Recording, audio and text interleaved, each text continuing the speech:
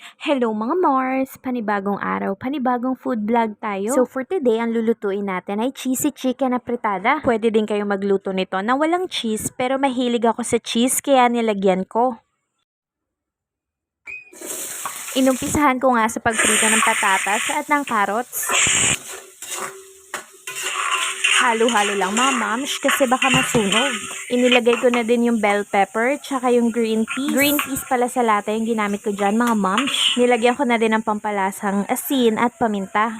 Kapag okay na, iset aside nyo na.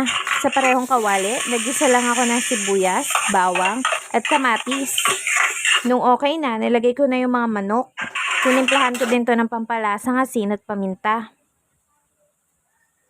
Inilagay ko na din yung tomato paste. Tapos halo-halo lang para dumikit yung lasa.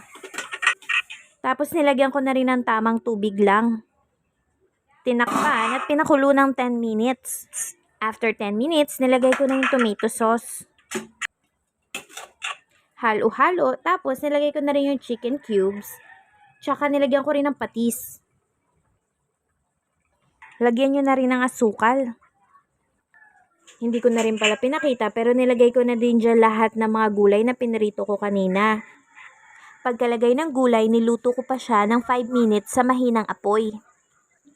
Tapos nilagyan ko na din ng cheese sa taas. Hay, taob na naman ang kaldero.